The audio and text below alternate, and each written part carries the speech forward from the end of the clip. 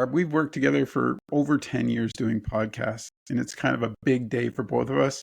We're starting something Really totally is. new. It It's is. a healthy, well, and wise podcast with Barb, and it's all Barb all the time. It's like a new TV show, right? It's like the 70s, 80s NBC stuff, 90s.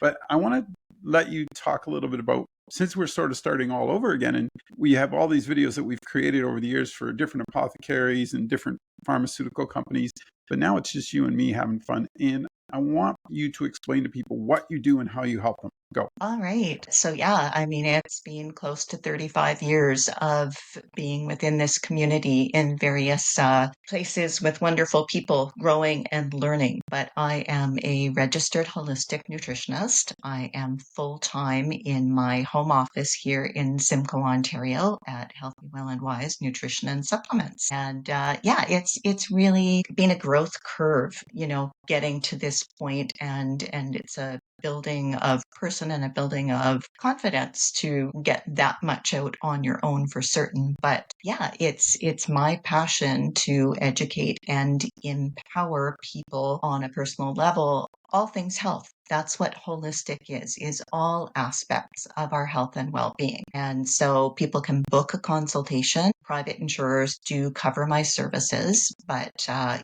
do try to keep my fees as reasonable as I possibly can. An initial consultation is usually an hour and a half long. Follow-ups are 45 minutes to an hour. And I like to have people understand from the start that the way we become dysfunctional doesn't happen overnight. So you can't expect one visit necessarily to be everything you need it to undo years of imbalance. So that's important for people to understand that it's a journey, but we take better than steps. And I'm there as their support, their guide, their sounding board to provide the educational materials, but that it's an exploration of self and a determination that you're ready to be responsible for your health. And today that's a great lead in is that we've spent years being ingrained to think that our general practitioner or family doctor is what we call our primary care provider. And they're not. And that's not a disrespect or a disregard because we desperately need these wonderful people. But we are our own primary care providers. Nobody knows our bodies and ourselves to the extent and with the level of intuitiveness, and we know ourselves. Thereby, we are our primary care providers. And so everything holistically that goes into making up who we are is also a level of self-knowledge and self-guidance, but we also need to make sure that we're leaning into those qualified health professionals to help make sure that we're on the right track. I think, too, a little further note on that, because as we age, our bodies change, right? And we're Yes. not always up to date on what we should be doing, what maybe we need to take to get the best results we want. And I think that's Yeah. another part where you come into play so vitally, is that you're providing those opportunities to understand where your body's going, what you need to Yep. do, and maybe how to keep it on that path. And there's so many folks Right. today that deal with both physical and mental stressors that you Yeah. can help with. Yeah. And I mean, we can't have one without the other. Right. If we're having issues mentally, emotionally, spiritually, even financially, anything that is a continual stressor on the body is going to manifest as symptoms in the body. And that's, where as we get older, I think we realize how much emotional baggage or trauma that we've packed in cases and we're carrying it around with us. And that has a huge impact on our overall health and well-being. We have to have the opportunity to explore that. And so sometimes a consultation takes on a very different shape than what I would expect after somebody fills out their intake forms. It actually is a really beautiful thing because people often feel lighter when they leave.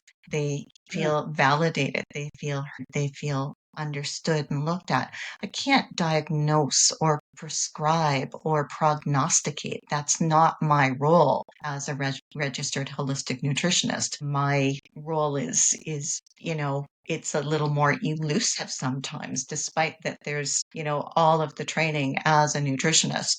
But we are more than the food that we eat. It's how are we sleeping? Are we getting enough activity? What are our relationships like? What's our sense of community? It's just a holism that registered holistic nutritionists are able to bring to the table because we are looking at all aspects, not just a single thing. I'm glad you brought that up, because when you fill in a form for you, when you're rating everything down, I think for a lot of people, it's the first time they go, oh yeah, oh yeah. You know what I mean? Like when you said Yeah. it's eye-opening at the end, it probably is, because they probably didn't realize, what they'd been doing, or not enough of the right things they were doing. And suddenly it's right there in front of them in print, right? And you're sitting there with them and going, well, how does that make Mm-hmm. you feel? Or what does that do? What does that, the side effects of it? And I know from firsthand experience, when you do that, it's the eye opener, right? It's that first step, isn't it? Yeah.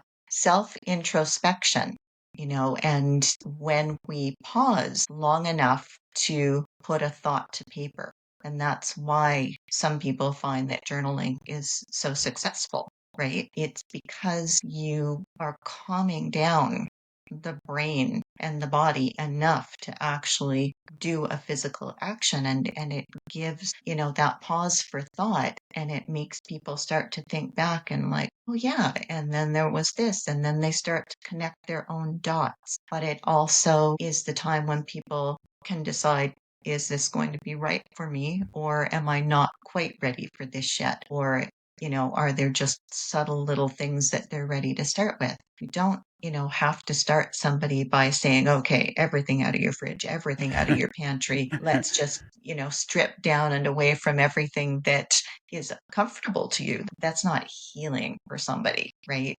And Yeah. we are self healing. I don't heal people. That comes from within. That's the power we have as the wonders of our bodies. But yeah, I absolutely love what I do. So, And my gosh, it took me a long time but for the to folks, get brave enough to, step into my yeah, home office. And yeah, and take it's that a journey. wonderful experience. I've been really blessed with everybody that I've worked with over the years. And when you brought that up before, when you're talking about those little steps, it's that taking stock moment for people, right? It might click in that maybe this having white bread every day isn't the best. You know what I mean? Like it's that, oh, I'll start there, right? They need that starting point. And then once you find that they're on a roll, right, then you can add other things in. Is that sort of the protocol? Most definitely. Okay.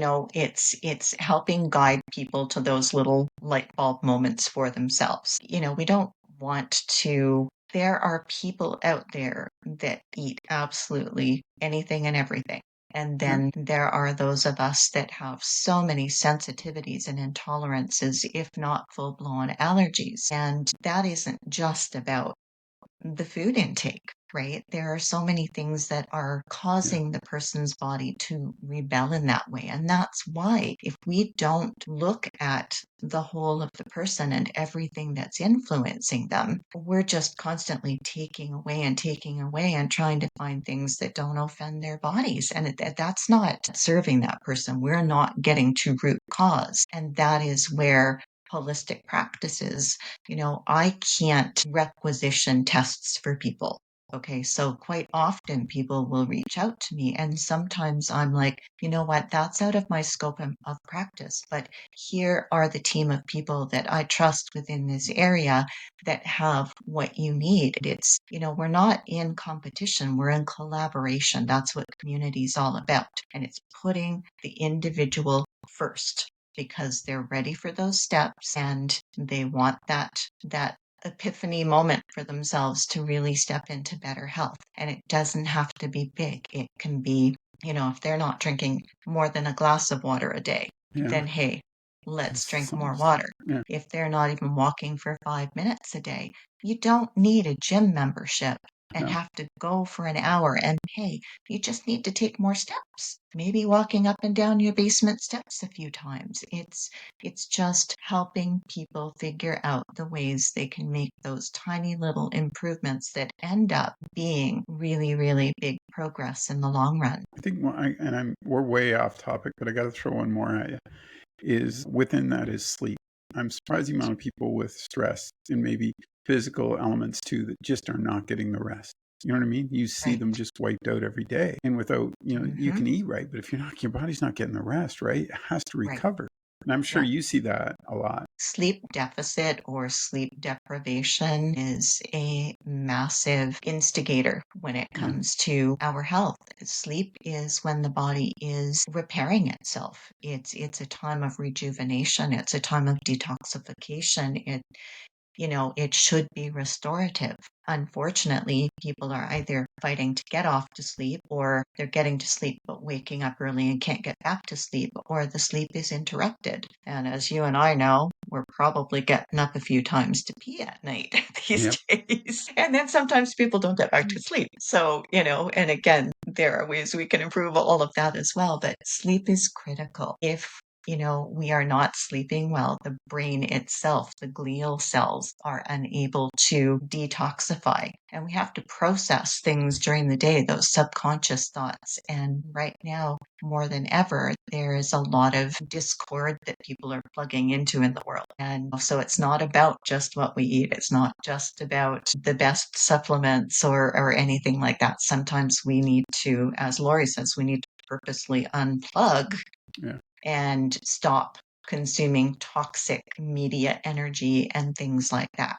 And what a perfect time of year, right? The weather's getting yeah, beautiful. We can get out in nature. Please get out in nature. That form of grounding ourselves will absolutely breathing fresh air. If you don't live in an area necessarily where that's easy to do, get yourself there to a space that lets you decompress and hug a few trees if you can. It just that form of grounding, it will improve your sleep, not just because of the benefits of the fresh air, but the activity, the sunshine, listening to different sounds. And we need, holistically, we need all of those things. It's not just any one. Nobody is going to be their best self forever and ever just by eating a healthy diet. We yeah. need to make sure we're modifying our stress responses and really breaking the cycle of toxic thinking and toxic patterns. But it can be done low and slow. Doesn't need to be nobody gets to the top of a mountain in a single bound. It's all step work, and you're going to slide back a few times. And I also help coach people in that way, is to at least you're trying. And when you recognize that it's hard work, it means you're getting something. Well, and you feel better. And I think that's the bottom line. Mhm. Anytime you can feel just a touch better, you're on the right track. So you continue on Yeah. that path, right? It's that first step of feeling that little bit and then understanding where you can I take it. apologize. The dog is chiming in the background I there. didn't hear him. There's a squirrel in his realm.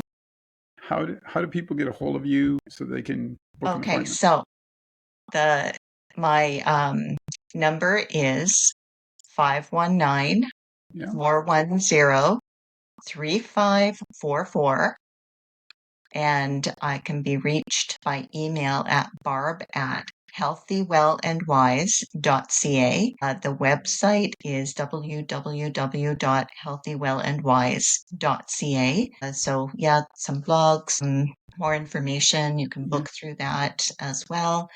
And text, email, call. If it goes to the answering machine, I will get back to you. It just means I'm with a client. What And yeah, I look forward to this new journey.